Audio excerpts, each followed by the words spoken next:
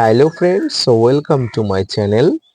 দেশ এবং দেশের বাইরে থেকে যারা আজকে আমার ভিডিওটি কন্টিনিউ করেছেন প্রত্যেককে gardener TRIPS with Kamal YouTube চ্যানেলে স্বাগতম।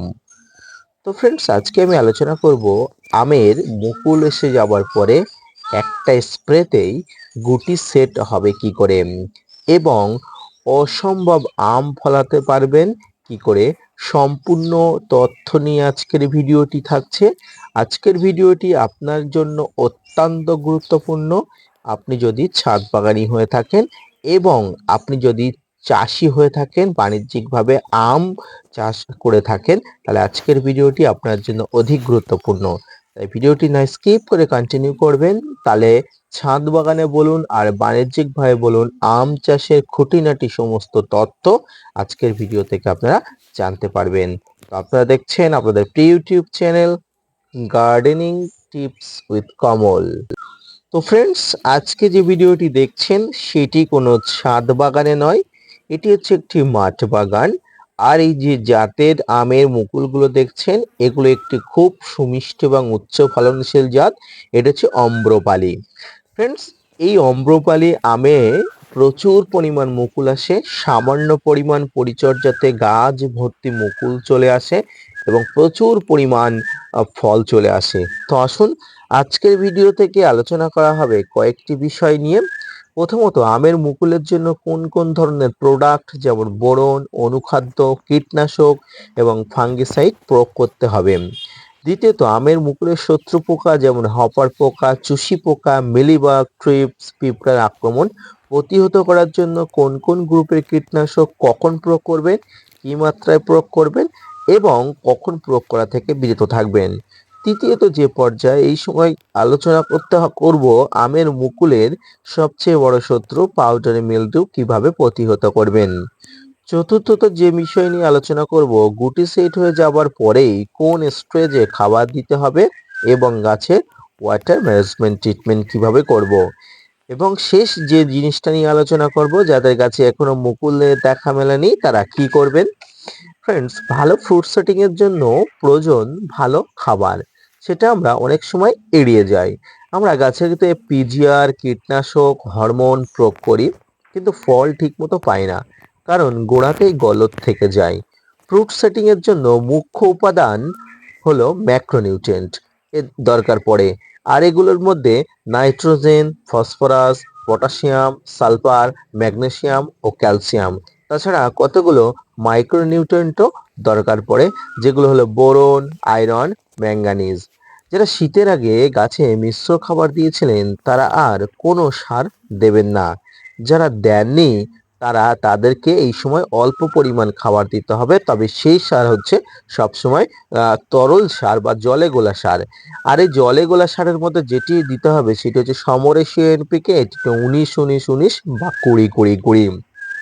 1 লিটার জলে ভালো করে গুলে নিয়ে গাছে স্প্রে করবেন, গাছের গোড়াতে দেবেন না, কারণ গাছের গোড়াতে দেওয়ার থেকে এই এনপিকে গুলো গাছের পাতায় বেশি কাজ করে। গাছে ফুল আসলেও খাবার দিতে হয়, তবে কিছু নিয়ম আছে। ফুল সব ফুটে গেলে অর্থাৎ গাছের সমস্ত ফুল চলে আসলে গাছে খাবার দেওয়া যায় এবং গুটি সেট হওয়ার পরে গাছে অল্প মাত্রায় খাবার দিতে হয়। এই সময় অর্গানিক খাবার দিতে হয়, তাহলে ভালো ফল পাওয়া যাবে। এটি আপনাকে সম্পূর্ণ ভুল ধারণা।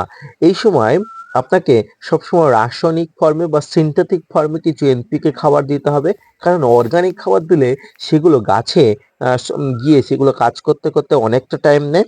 তাই এই সময় সিনথেটিক এনপিকে ভালো কাজ করে। তাই এই সিনথেটিক এনপিকের মধ্যে 19-19-19, 20-20-20 আপনাকে দিতে হবে। এটি দেওয়ার 12 থেকে 14 ঘন্টার মধ্যে আপনি রেজাল্ট বুঝতে পারবেন। এর পাশাপাশি গাছে বোরনের গুরুত্ব এই সময় খুব রয়েছে। গাছে ফুল ঝরে পড়া, গুটি ঝরে পড়া, ফুল ফেটে যাওয়া সমস্ত হয় বোরনের কারণে, অর্থাৎ ডেফিসিয়েন্সি অফ বোরনের কারণে।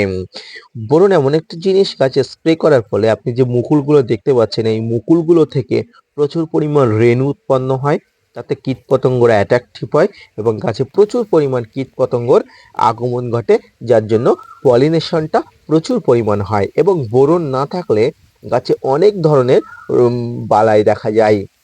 তাই এই সময় নিয়ম করে গাছে অবশ্যই বোরন স্প্রে করতে হয়, এবং এই বোরন যদি আপনি সঠিকভাবে সঠিক নিয়মে স্প্রে করেন তাহলে দেখবেন প্রচুর পরিমাণ ফ্লাওয়ারিং যেমন হয়েছে, তেমন প্রচুর পরিমাণ গুটি সেট আপ হয়ে গেছে। ফ্রেন্ডস, খাবারের পাশাপাশি গাছের ছত্রাক ও পোকামাকড় গাছের মুকুলের উপরে প্রভাব ফেলে। এই সময় মূলত 4 ধরনের ক্ষতিকারক পোকার আক্রমণ ঘটে। তার মধ্যে হপার পোকা অন্যতম। আমের মুকুলে বসে রস খেতে পছন্দ করে।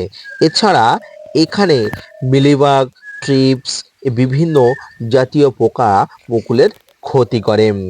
হপার পোকার পাশাপাশি আর যে পোকাগুলো গাছে ক্ষতি করে সেটি হচ্ছে পাউডারি মিলডিউ। ফেব্রুয়ারি মাসের আবহাওয়া এবং মার্চ মাসের এখনো পর্যন্ত যে আবহাওয়া, এই আবহাওয়া এই পাউডারি মিলডিউর ক্ষেত্রে আদর্শ সময়। এই সময় তাপমাত্রা প্রায় 24-25 ডিগ্রি থাকে দিনের বেলা, এবং সকালের দিকে তাপমাত্রা ভালোই কম থাকে। এই যে আধো ঠান্ডা আধো গরমের মধ্যে এই পাউডারি মিলডিউ ভালো করে বেড়ে উঠতে খুব আদর্শ পরিবেশ পায়। তাই এই সমস্যার সমাধানের জন্য 4টি উপাদান আপনারা ব্যবহার করবেন। এর সঙ্গে সাব ফাঙ্গিসাইড নেবেন, তাছাড়া আপনারা স্প্রিংও নিতে পারেন, অর্থাৎ সাব বা স্প্রিং যে কোনো একটি নেবেন। এর সঙ্গে যেটি নেবেন একটি ভালো মাত্রায় কীটনাশক, এর মধ্যে যেটি ব্যবহার করবেন সেটি হচ্ছে প্রোফেক্স সুপার। বাংলাদেশি বন্ধুরা সবিক্রম 425 ইসি নিতে পারেন। এর মাত্রা নেবেন 1 ml। এবং এরপরে যেটি নিতে হবে সেটি হচ্ছে সিউইড এক্সট্রাক্ট। এটি মুকুলগুলোকে খুব সুন্দর করে করে তোলে, এবং এটির প্রয়োগ মাত্রা 1 লিটার জলে 2 ml। এবং তারপরে যেটি নেবেন সেটি হচ্ছে বোরন, যেটি হচ্ছে ওয়াটার সলিউবল। 20% বোরন আপনারা ব্যবহার করবেন। ফ্রেন্ডস, তাহলে কি বললাম, যে 4টি মাত্রা বললাম, ফাঙ্গিসাইড এবং কীটনাশক আপনাকে স্প্রে করতে হবে। তার 1 থেকে 2 দিন পরে আপনারা অবশ্যই সিউইড এক্সট্রাক্ট গাছের ফুলগুলো আসলে অবশ্যই একবার স্প্রে করবেন। তার প্রায় 1 থেকে 2 দিন পরে গাছে বোরন ব্যবহার করবেন। এই ফাঙ্গিসাইড কীটনাশক আপনারা একসঙ্গে দিতে পারেন, কিন্তু আপনারা সিউইডের সঙ্গে ফাঙ্গিসাইড কীটনাশক দেবেন না, সম্পূর্ণ আলাদা আলাদাভাবে অন্য অন্য দিনে স্প্রে করবেন। ফ্রেন্ডস, এইভাবে স্প্রে করার 10 দিন বাদে বাদে আপনারা গাছে প্রয়োগ করবেন, অর্থাৎ গাছে এই যে স্প্রে যেটা বললাম, এই যে কীটনাশক, ফাঙ্গিসাইড, সিউড এক্সট্রাক্ট, বোরন, এগুলোকে আপনার 10 দিন বাদে বাদে স্প্রে করবেন। এইভাবে স্প্রে করলে আপনার সমস্ত গাছ সুস্থ ভালো থাকবে। তো আজকের ভিডিওটি কেমন লাগলো অবশ্যই লাইক, কমেন্ট, শেয়ার এবং সাবস্ক্রাইব করবেন। পাশাপাশি gardener tips with Kamal YouTube চ্যানেলকে যদি ভালো লাগে অবশ্যই সাবস্ক্রাইব করে পাশে থাকবেন। আজকের ভিডিওতে যদি আপনারা উপকৃত হন অবশ্যই চ্যানেলটি সাবস্ক্রাইব করবেন এবং শেয়ার করবেন। দেখা হচ্ছে পরবর্তী কোনো ভিডিও নিয়ে, ততক্ষণ সঙ্গে থাকবেন। আর হ্যাঁ, gardener tips with Kamal YouTube চ্যানেলকে সাবস্ক্রাইব করতে ভুলবেন না।